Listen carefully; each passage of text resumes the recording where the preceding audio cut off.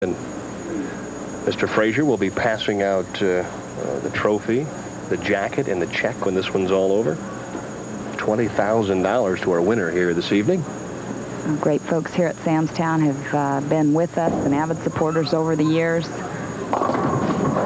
Does not look as if Michelle is getting out of the ball the way she would like to, as this time she leaves the 2-5. Michelle appears to be just a little bit nervous. A lot riding on the line for her this evening. If she were to finish in the first place position, she would win herself a trip to the Cambridge Doubles, which is an invitational event for the top 24 men pros and top 24 women pros in December.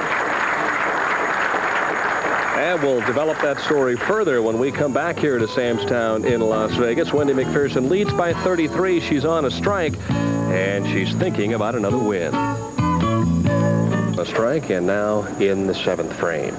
See if she comes back on this right lane after her 310. Gave that ball quite a bit more room. You could just see it. Also better ball speed, and that ball was flush in the pocket. I just wonder if she was aware of the fact that she might have been tightening the lineup a little bit. Sometimes I guess you're not, huh?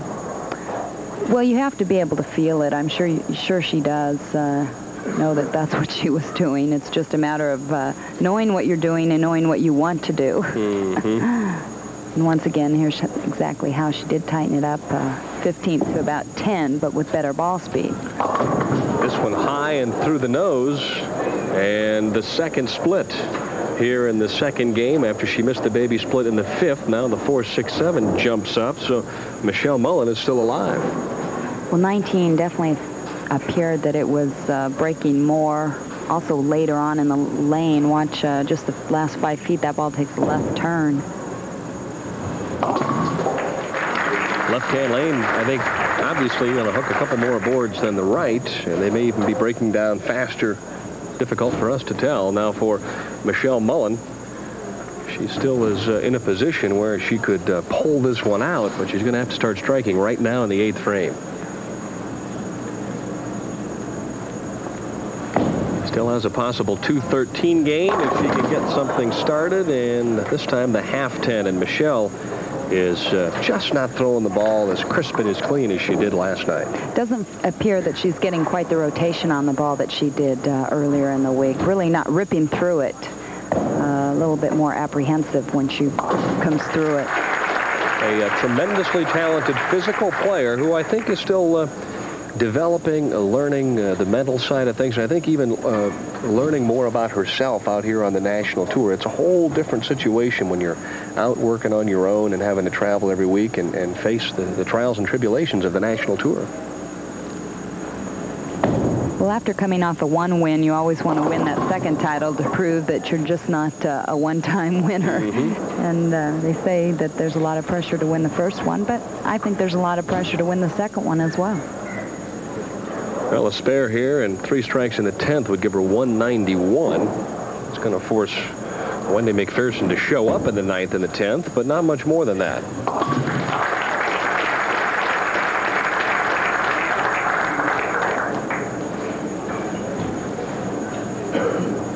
Well, you know, it's kind of your night, too, when you get breaks like that from your opponent where they don't go out and shoot a big game against you. That's probably what's going through Wendy's mind.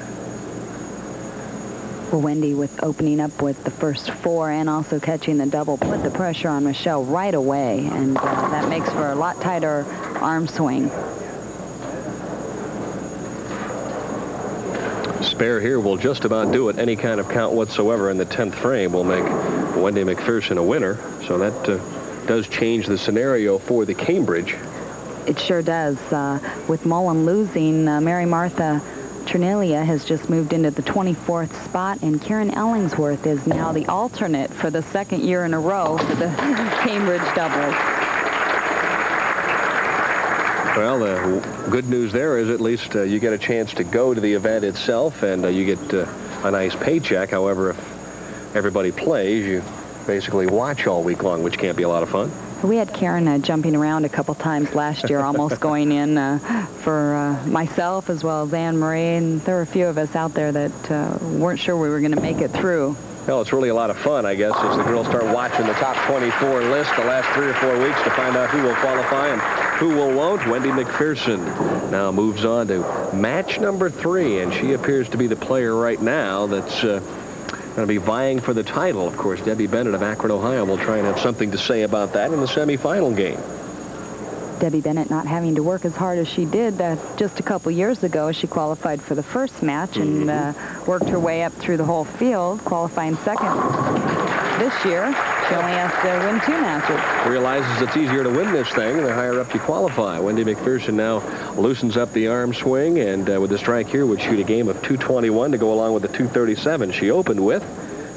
Seems like this fall, Leila, it's been a situation where we've had a player that's qualified 4th or 5th that's won the first couple of games. It's just continued to climb the ladder and provide all the excitement. Exactly. We saw Nikki Giannoulias do it earlier. Also Leanne Barrett. It seems that is the thing this fall. And it doesn't happen very often. No, it does not. As a matter of fact, I think Nikki qualifying number 5 is the only player in 1990 to win all 4 matches from the number 5 slot. Leanne qualified number 4, but you still have to win the 4 games.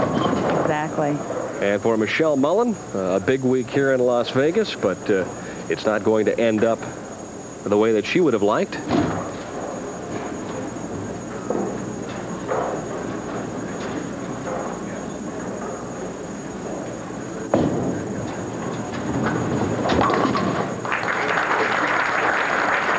Very disappointing game for Michelle after bowling so well throughout the week.